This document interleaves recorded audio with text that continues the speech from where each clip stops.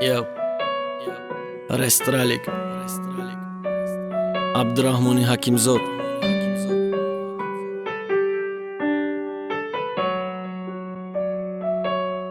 عزیزم گریه نکن، این زندگی یک سفره.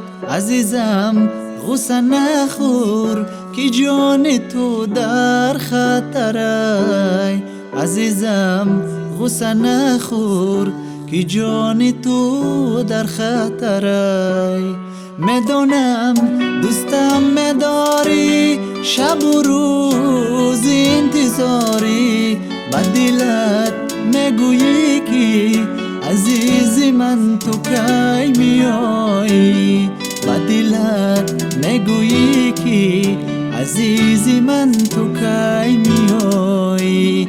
حالا هم باور نداری که من از دنیا گذشتم.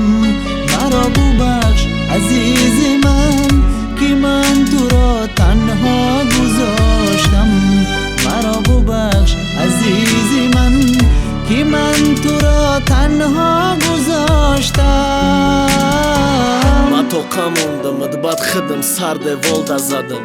برا گفتم کارم نگی خدم چی هولده زدم. زنگم نزا شیرینی ما اوژه ای دیگرایم. ها گریه که دیل خالی که داد زگو به وفایم. بگو نامرد بدای تو ودای خالی دادیم کندید. بده کی مرا قطی دیگه کس شد خرسندید. نکی ای مشیدنده تو دیگه حق نداری. ما یکون گپ نمیگم بدانم ترم گپ نداری. شکست داری یک دلی خسته داری. میدونم ای جانی من صبر دوریم نداری. میدونم ای جانی من صبر دوریم نداری. میبینمت ای جانی من آخیر نمیبینی مرا. من پیشتم عزیزی من چرا نمیشنوی صدایم. من پیشتم عزیزی من چرا نمیشنوی صدایم.